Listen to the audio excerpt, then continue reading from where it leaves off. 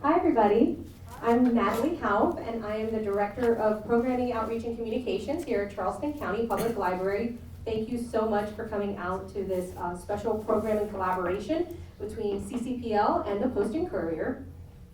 On June 3rd, the Post and Courier published an article, Charleston area residents remember the first time they ate in white-owned restaurants. The article was written by Hanna Raskin, food editor of the Post and Courier, who worked with us in setting up recording sessions here at Main Library and at some other branches in order to collect these important stories. Tonight, we're going to dive deeper into her article and restaurant integration in Charleston. But first, I'd like to introduce our panelists. So, Hanna Raskin, over here on the left. Hanna is the Post and Courier's food editor and chief critic. She also writes about regional food history and culture for Garden and Gun, Southern Living and Gravy. Her work has been recognized by the Association of Alternative News Weeklies, the International Association of Culinary Professionals, and the James Beard Foundation, big deal, which in 2017 awarded her its first Local Impact Journalism Prize.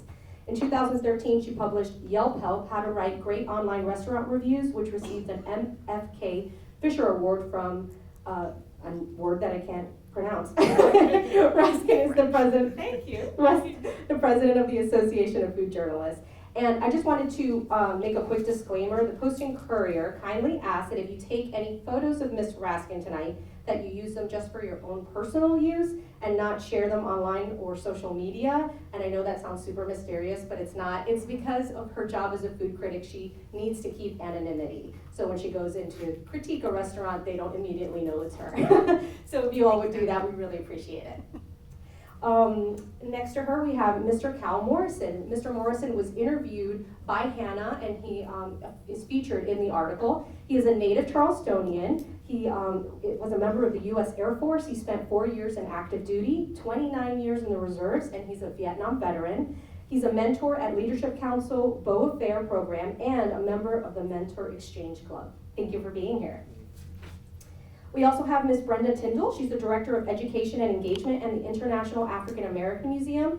In addition, she's a doctoral candidate at Emory University in Atlanta, Georgia, where she's completing a dissertation entitled What Our Common Past Has Done to Us, Movement Widows in American Public Life, 1940s to 2016. In this work, she examines the social, intellectual, and political trajectory of the widows of martyred civil rights leaders with a focus on Merle Evers Williams, Betty Shabazz, and Coretta Scott King. Tyndall will graduate with her PhD in History and Culture during summer 2019. And of course, our resident historian in residence, Dr. Nic Butler with Charleston County Public Library. He's been active as a public historian in Charleston for more than 20 years, serving as an adjunct faculty member at the College of Charleston, and as a historical consultant for both the City of Charleston and the Charleston County School District. Dr. Butler is also the creator and host of the weekly podcast, The Charleston Time Machine. So those are the introductions. So we're gonna ask a few questions to kind of give us some background on the articles, and then we'll have a chance for you all to ask questions, and we're also gonna be taking questions from our virtual audience online, so anyone who's watching on Facebook, please post your questions, and during the Q&A, we'll try to get to those as well. So we're going to start with Hanna. So Hanna, can you start by giving us a brief overview about the article you wrote and about how this project got started? Sure. So this is a project I had been thinking about for a little while. I think what really put it in my mind was I had spoken to the younger Herbert Fielding a few years back, and he was remembering when he and his friends wanted to go to Hardee's, and it was really, and what he told me then is they chose the lightest skinned of the cousins to go in, and it just got me thinking more about how people made restaurant decisions both in the era of segregation and then immediately after it was officially outlawed. So I really wanted to hone in on that moment, which of course is in some ways an artificial one. It's just a matter of law, knowing culture might not follow. And I really was curious, how did integration play out, if at all? We know that currently most restaurants are not integrated, although they may be lawfully so. So that was my question, is when did people make the choice to eat in a white-owned restaurant, if at all, and if so, which one? That was really it. And journalism now, as Natalie well knows, is I sort of feel like if you start out and you want to do something on your own, you're doing it wrong. So initially, we had partnered with, we had spoken to the Charleston Chronicle and was hoping that they would be able to, get some interview subjects together. This turned out to be a really hard project, so I was really grateful that the library was such a fantastic collaborator on it. So, gave a space for us to record, and as many of you know, both the library and the newspaper said, please come, tell your story, and we set up recording sessions in various branches, as well as senior citizen centers in the area. So that's how it went. And when we first started meeting and talking about this collaboration, you mentioned something really interesting, that you felt like this hadn't really been captured, even nationally. Can you talk a little bit more about that? Yeah, so when it first became an interest of mine, I started just, Googling and trying to delve into some of the scholarly texts as well. And I was like, this is just a part of history that was not recorded anywhere. I couldn't find it documented. This is part of, people's, living people's memories, but I couldn't find it anywhere for other people to partake of. So yeah, that's really why I wanted to ask this question too, because I felt like it was so misunderstood, particularly by those in the white community. It was interesting when we were trying to come up with a name for this project, and we never really did settle on a catchy name for it, and it was really tricky. But so I put out the call in my newsroom, what should we call this? And some of the white copy editors came back with such positive names. And I was like, well, that's not it at all. It's like, now we all eat together. We're like, bridges cross. It was like, well, I don't think that's quite right. So that's really why I wanted to get some of these stories on record. And one of the things that you talked about that I thought was also interesting is that we have seen the stories documented, especially the ones of people at the lunch counters and the protests and the arrests. But what you really wanted to capture were everyday people's stories about just that first experience, where it might not have led to a violent occurrence or led to an arrest, but it was still just as important. Right, and I think it's really important to remind people that the way that race plays out and racism is not always high drama. These things happen on a daily basis. It doesn't have to be like, film crews capturing it. Every day people are making tiny decisions that add up to whether people feel included or excluded. And then I know that you got up to 10 people to come and speak, but I think you were expecting a lot more. What were some of the obstacles that you heard from the community as far as sharing that story and why it was difficult for some? Yeah, it was really interesting. We were really hoping that more people would come, and so as this went on, I think we realized just in so many ways how this was a traumatic moment for people, and I think we had, those of us who had not gone through this experience either because of our race or we were too young, I think we badly underestimated the trauma associated with some of these experiences. Thank you. Mr. Morrison, you spoke to Hanna and you talked about how you were 14 years old around when restaurant integration occurred in Charleston, and you recounted that first experience when speaking to her. And I'm just going to play a quick clip from your recording with her. The story I would have wanted to tell, or I want to tell you, is when they did integrate. It seemed like I was about 14 and I had an older cousin about 16, and we heard that we could now eat at the white restaurants. We went to the S&S cafeteria, which is right by the college, as I recall, right where the College of Charleston, where that police area is. It seemed like it was right in that block between Vanderhorst and Calhoun Street. And I can remember us going in there, and we sat at a table, and there was a couple of older white females at the next table. And I can remember with a scowl on their face saying, oh, they're letting them eat here now.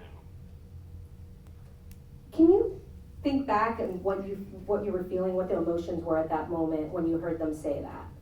Yeah, well, full disclosure, this is probably my first panel like this. You're doing great already.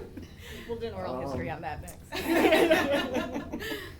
Well, certainly it was it was a horrible feeling. We go in to eat, and we were already uncomfortable walking in. We know that when we walked in, folks in there were, immediately they were uncomfortable, a kind of a rumbling. But, we went and we took our seat, we got our food, we took our seat. And right, I heard the ladies say, they're allowed to eat here now. And just the feeling like I said, saying it, that we could hear it, it was like we had no feelings, we were soulless. It doesn't matter whether they hear hear it or not. Even though, and I said that I felt uncomfortable because I knew they were uncomfortable. Now, I felt I had every right to be there. I felt I was worthy enough to be there. But just the fact that, you know, they didn't want me there, and they felt, you know, like they needed to ostracize me. And I guess they did it because they just didn't, you know, I guess they thought it would be a deterrent for us to come back, you see. But it was just, I mean, as a 14-year-old, it's just an awful feeling. And certainly by then I felt other indignities and disrespect as being a black male. But, you know, that one other instance, it just tears at you. Yes. Now, when you said you went with a cousin of yours when you were 14. Correct. Was that something you guys had talked about and planned, or did it kind of just come up? How did that happen? No, I don't think it was a matter of, you know, let's go there and see how they're going to respond, or let's go there and be the first to integrate. Honestly, I don't remember that discussion. We heard that, you know, S&S were allowing blacks, hey, let's go get something to eat. Honestly, I think that's the way it went. Did it take you a while to go back to S&S? Not really, because I love that Salisbury. I love that Salisbury steak. So no, it really didn't, because again, I felt worthy. So, you know, I continued to go. And they never, you know, they didn't take my fork away. So. Did you ever grow more comfortable dining out, or was it just out of necessity? Did I grow more comfortable? Yeah, I suppose I grew more comfortable because, you know, the rumblings and all that after a while. I mean, it always bothers you, but, you know, you go on because the task was to get a meal. And did you continue to hear comments from customers in the years that followed that? Was that kind of just something that you had to tell yourself? No, I can't say that I overheard anything else, you know, but you could, you know, the rumblings. You could go in and folk just in a natural posture, and all of a sudden the posture changed, and they're kind of whispering to each other. So you knew that you were affecting the patrons there, the white patrons there, of course. And you said you felt you were worthy. So how do you feel like you coped by telling yourself that you knew you should be there? Well, I'm from a family, we were always confident in who we were. And you know, even though we met those indignities and those disrespect, you know, they always taught us to, you know who you are worthy, no matter by the treatment or by the legality of separation, you know, you are worthy. So that's how I carried myself. And to this day, when you go to a restaurant, do those memories affect you when you go to dine somewhere, or in choosing the restaurant that you pick or that you dine? Yeah, no, I can't. I mean, you always think about it. I mean, quite frankly, in my travels, anywhere, I know I'm black. Anywhere. You know, I go into a store because I know they're going to watch me. You know, those feelings are still there. Yeah, so I always know I'm black, so I'm always conscious that I'm a black man walking into a predominantly white environment. So absolutely. And what was the experience like sharing this with Hanna? Because as she said, a lot of people felt it was a difficult thing to be able to share, and it was difficult to recount. So what made you kind of take that step to actually go out and talk to her?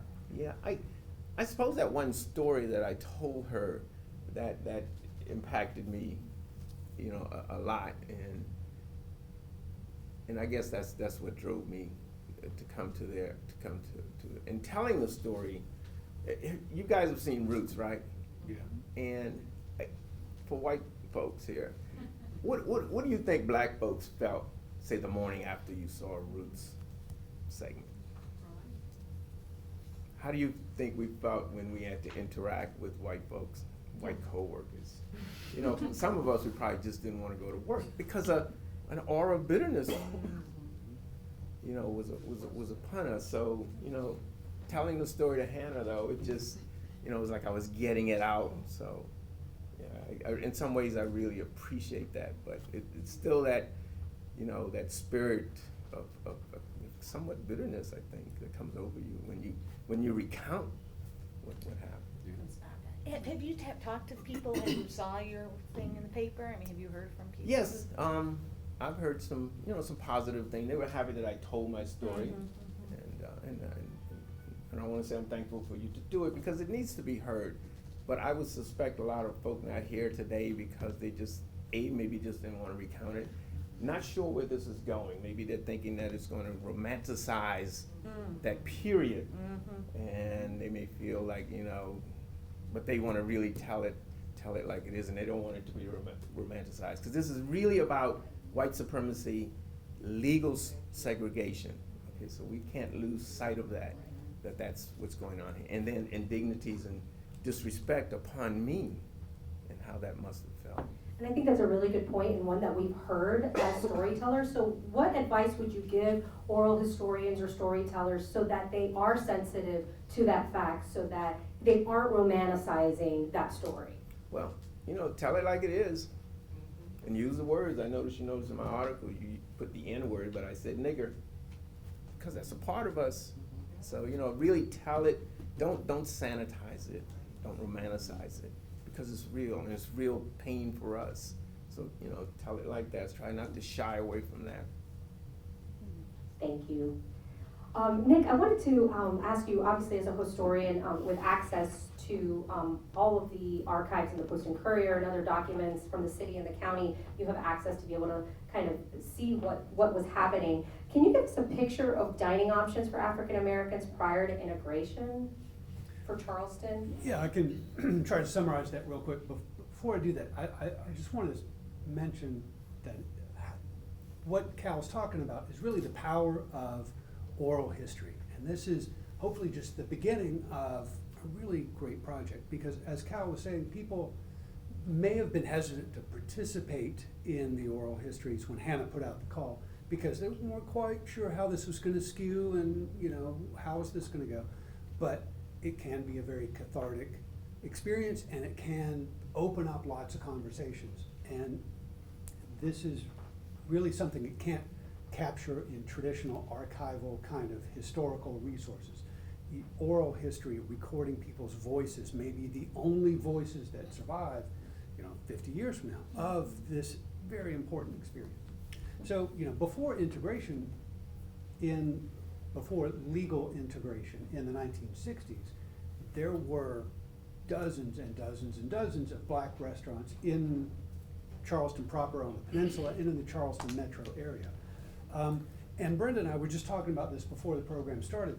You know, we think of King Street as the spine of Charleston's restaurant corridor today. King Street for 300 years has been that spine of Charleston's services to visitors and tourists.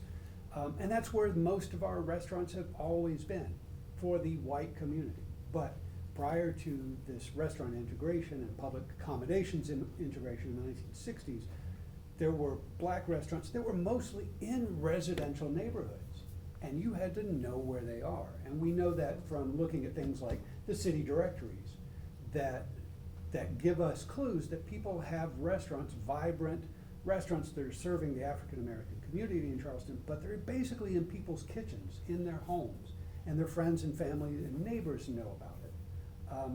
But the rest of the world might not know about it. So there's a long history of this. And another thing just came to my mind while I was listening to this, speaking of black restaurants. There have been African American workers in restaurants in Charleston for more than 300 years.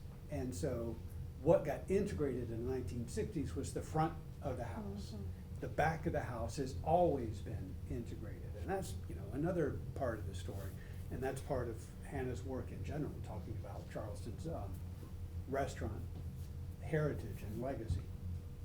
So, I mean, there's a very rich history of African American cuisine and stuff, but, you know, the white community was largely ignorant of that before the 1960s.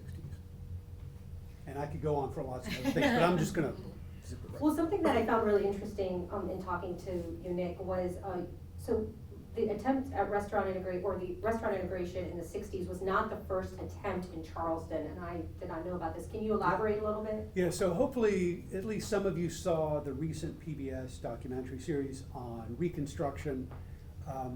Reconstruction immediately after the Civil War, very interesting period across the country, and especially in Charleston. The world has been turned upside down in Charleston in the late 1860s, early 1870s.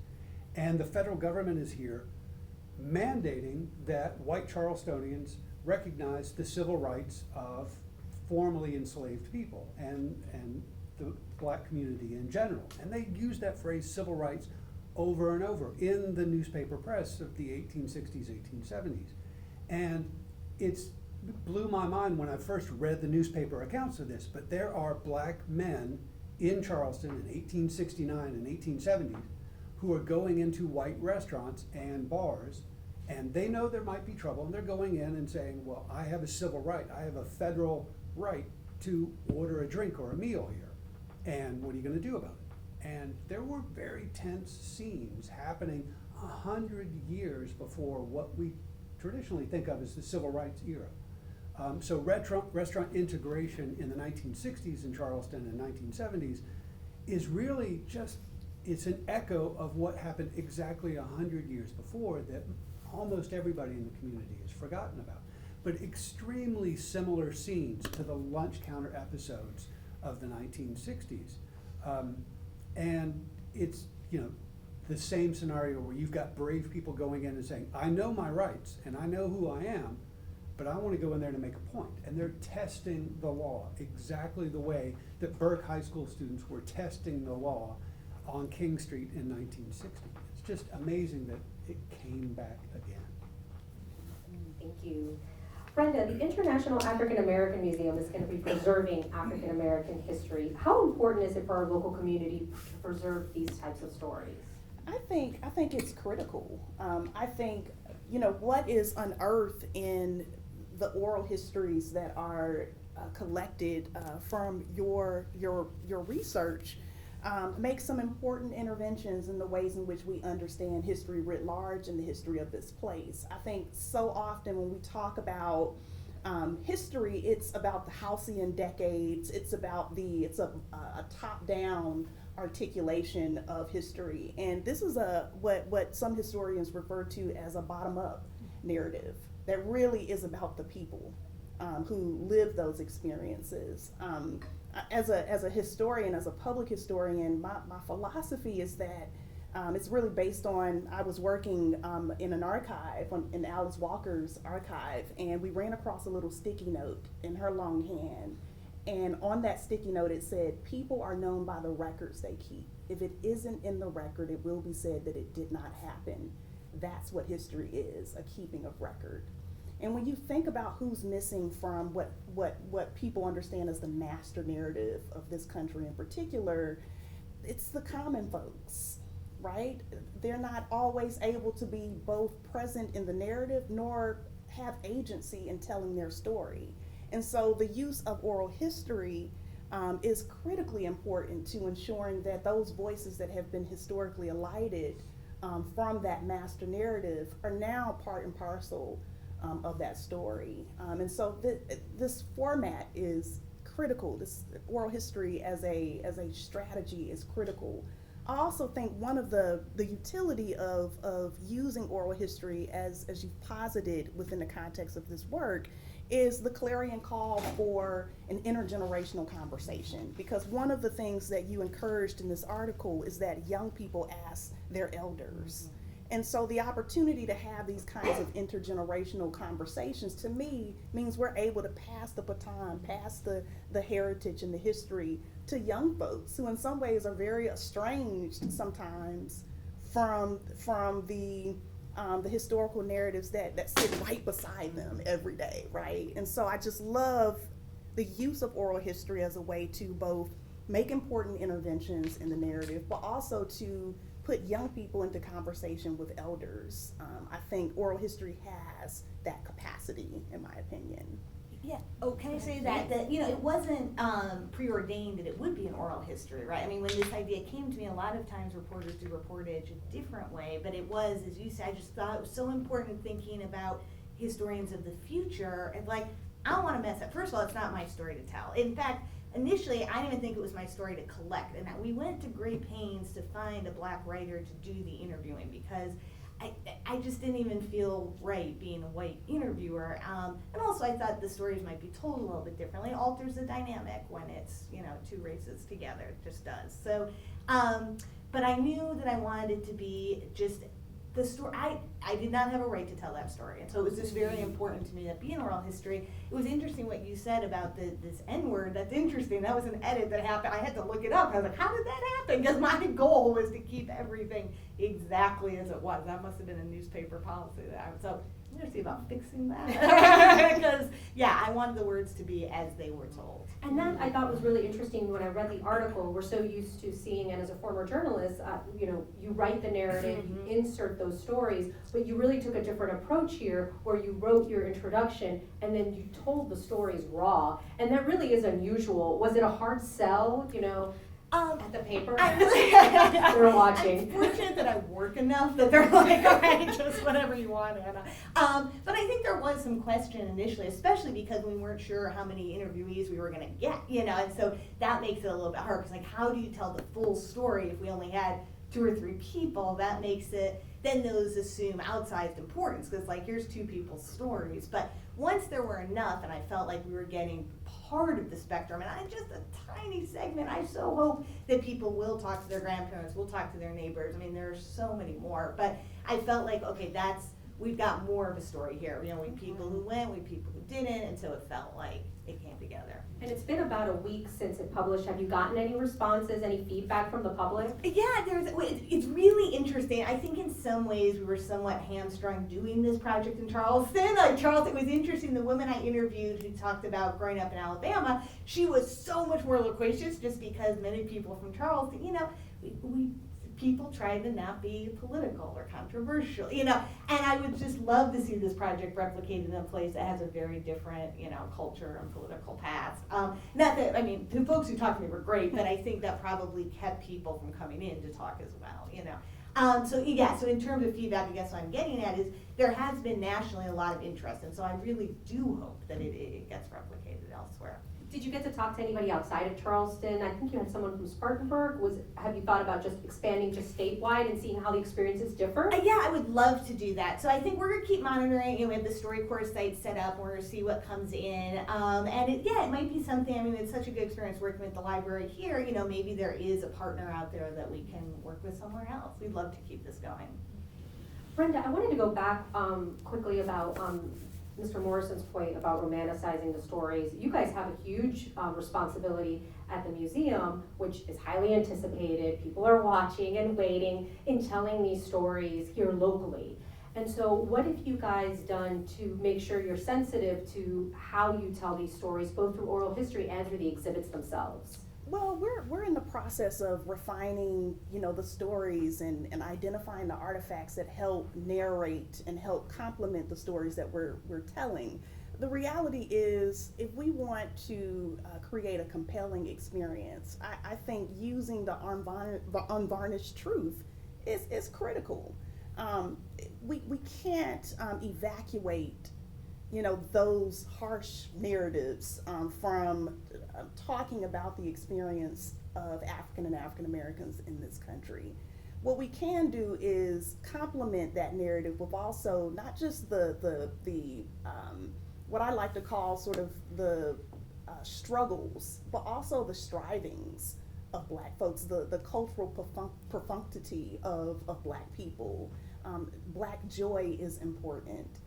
The cultural expression is important, and everything doesn't have to be grounded in struggle, so to speak. So I think it's important to make sure that there is some balance in the way that you articulate that story, but we're also talking about over a long period of time, and we're talking about it not just in terms of just Charleston and South Carolina and the Lowcountry, but really thinking about Charleston as being part of this global community, and drawing those connections between a place like Freetown, Sierra Leone, and Charleston. And so my hope is that we're telling a story that invites discovery, and a story that ensures that there's not a poverty of imagination around the history of Africans and African Americans in this country.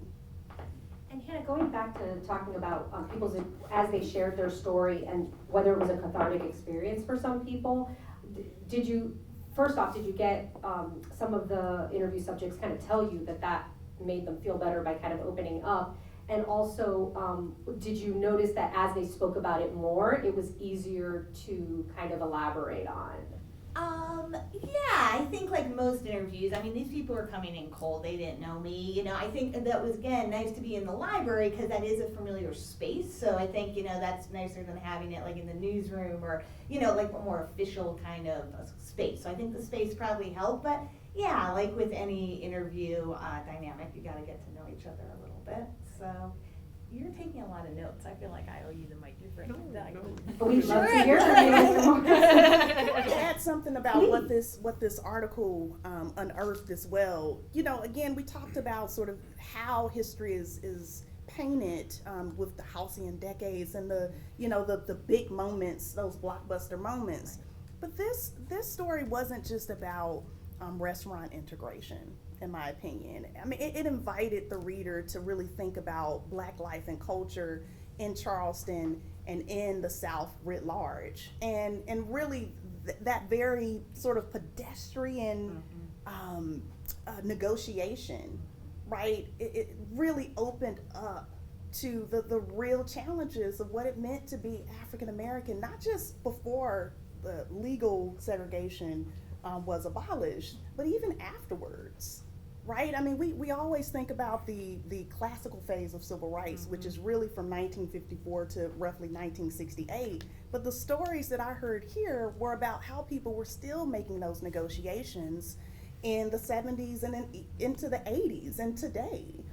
So the trope of the specter of segregation today in the 21st century was a real outcome, in my opinion, of the story that's being told here. Thank you. I mean, that was the idea, and one of the things we should have probably mentioned earlier is one of the hurdles I thought we had initially in recruiting narrators is we had illustrated our flyers and such with very cliche, like, civil rights picture, you know, and so we felt like, I mean, and you know, taking nothing away from those civil rights fighters, but we got the sense that maybe people were thinking, boy, I didn't sit in, I wasn't part of the movement, so they don't want to hear from me, and so we had to redo our design. I don't know if it made a difference in the end, but because it was so important to talk to people who weren't necessarily part of the movement, I mean, part of the movement just by the sense of, you know, support, but like, you know, weren't the people written in history books. So it was really interesting just making those graphic choices.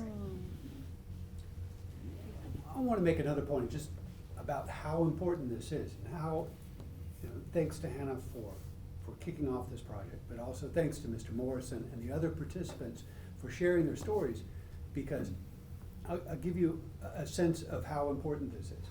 As a documentary historian, as a traditional historian, you asked me a question like, what was restaurant integration like in the 1960s? I'm going to head to documentary sources. I'm going to look to materials in archives and libraries and try to find the narrative and try to find some thread to begin with. So, for example, I looked at the newspapers. The restaurants were legally integrated in July of 1964. So I go to the newspapers, Charleston newspapers of July 1964. And there are stories about restaurant integration in Texas, in Alabama, in Mississippi, in Kentucky, and what's going on in Arkansas. Not a word about what happened in Charleston. Yep. So if Cal had not opened up and Hanna hadn't started this project and the other participants, we would know nothing about this. And, you know, maybe you weren't there on the day. Maybe you weren't the first. And maybe these participants weren't the people who were breaking down barriers before 1964. But these stories are our only way to narrate this important part of our community's history. And so this is just the tip of the iceberg. And without this kind of project, without these kinds of initiatives to arouse interest, then our community suffers from that, what Brenda was talking about, that archival silence. There's nothing in the archive about this. It's in people's memory, and we need to draw on that resource before it goes away. Right, because I think one of the ideas we really wanted to convey is historians will sometimes just look for those big headline moments, or I think is what we're saying. So one of the things I feel like this helped get across is change is incremental. Like you cannot find it in a single newspaper article. That the people I spoke to the day they chose to go to a restaurant was not the same day. It didn't all happen the day Congress said let's go. It's like change is happening all the time. There are still today people deciding, do I want to go to a white-owned restaurant for the first time? That change is not, it is not overnight, it is all the time. Can you just briefly talk about the StoryCorps opportunity and Yeah. what people can still do if they want? Yeah, so StoryCorps has a terrific app which you can download on your phone, however you get apps, and it is really cool how it's set up. It basically prompts you to make a recording, and then all you have to do, it will say like, what do you want to tag this recording, when we're asking people to tag it Post and Courier restaurant integration or something along those lines, so other people can search for it.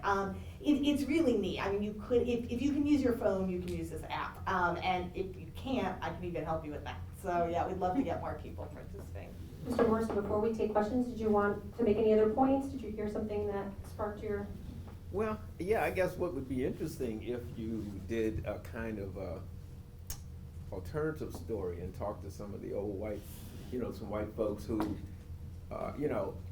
who actually at that period, I want to be delicate here, who kind of allowed that to happen. There weren't any great white protests against blacks not being, treated equally. So it would be nice, because the fact of it is, it was your parents, it was your grandparents that allowed that. And, I think it would be nice if you could get some of them in here and say, how did you feel when the first black walked into the restaurant and you were eating? That's right. So that might be something of interest. That's something I thought about. It was striking. I don't think, I put this in the story, but we were at one of the senior centers recording, and this woman poked her head in, a white woman, and she said, what are you doing? I said, well, we're asking about when people, the first time I went to a restaurant. She said, well, who remembers that? And I said, well, black people. And again, this is why a story needs to be written. She said, this was a month ago, not 10 years ago, not 40 years. She said, well, we don't have any coloreds here. So, so it's, I don't, like I said, I don't want to romanticize it. This is happening. That was happening on the day, in the place that we're making these recordings. It is just constant. All right, I think we'll take some questions from the audience. Sure. All right, right here, she's gonna give you the microphone so that the virtual audience can hear you. So my name is Carolyn Thiedke, and my sons and I are doing a documentary on the juxtaposition of Doshers, which is a 1970s era family-owned grocery store with the Whole Foods that moved next door. And Hanna and I've reached out to Nick, although we've never met, for some information about that. But I wanted to piggyback on something that Mr. Morrison and Hanna said. In my research for this documentary, I came upon the concept of sort of white spaces and black spaces. And of course, 2018 was the year of black people having the police called on them for grilling, napping, swimming. Well, it's the year we heard about it. Right. That's the year that we heard about it. And apparently I think the concept of white spaces and black spaces goes back further than that. But I think 2018 illustrated that as you were saying, Mr. Morrison, you're always aware that you're a black man. And I think the idea is that for those of us who are white, we take it for granted, that most of the places we go,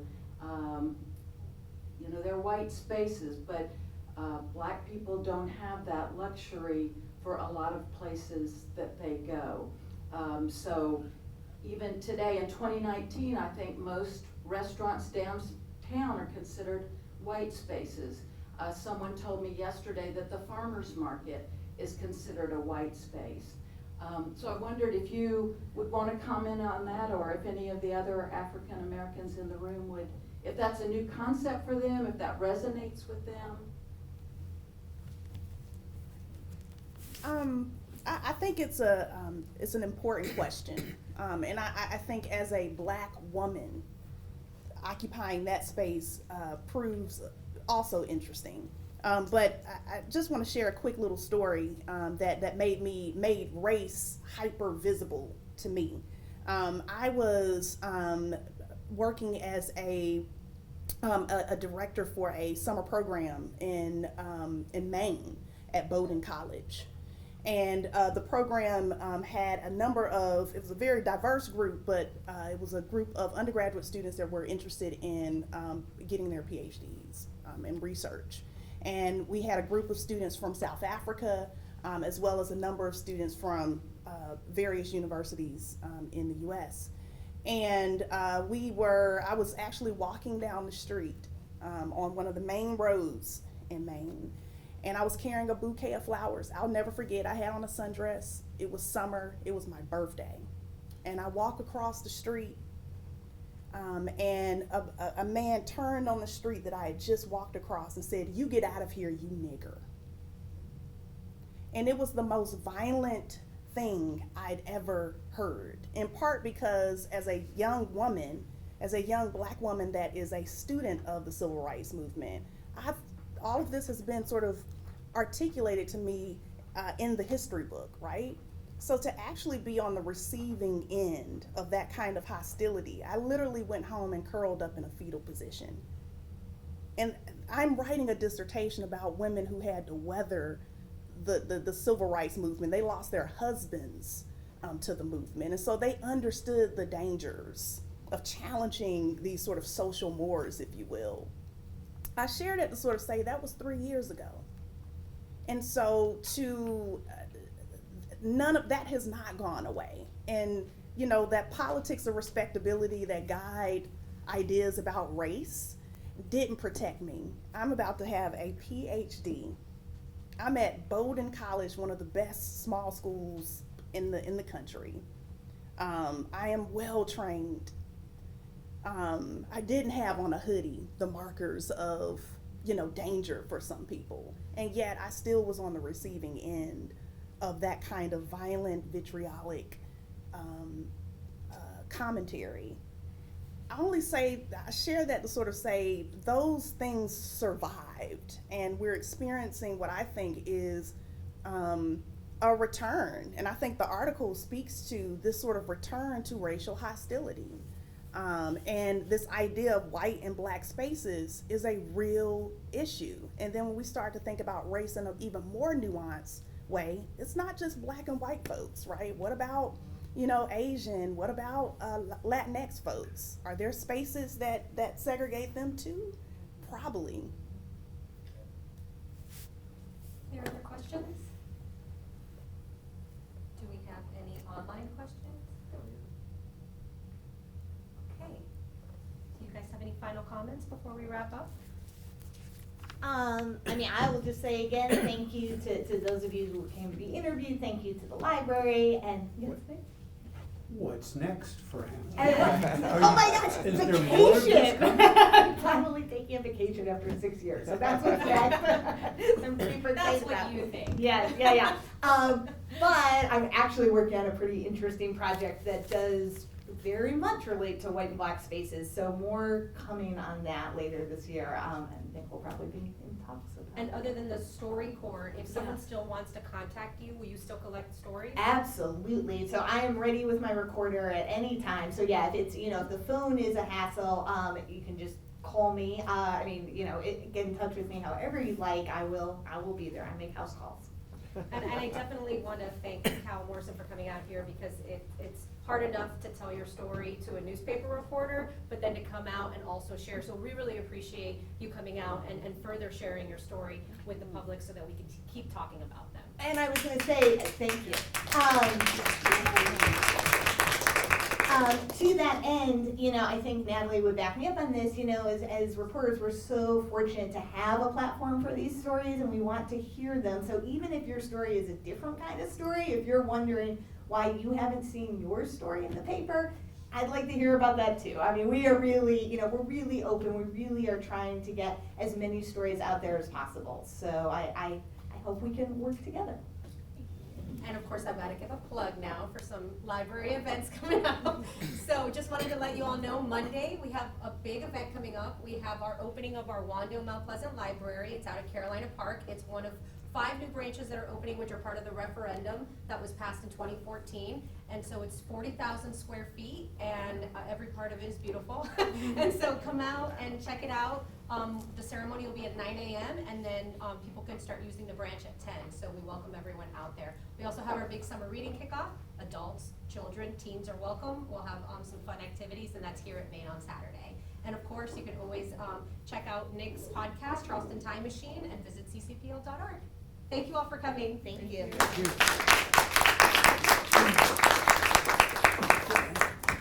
you.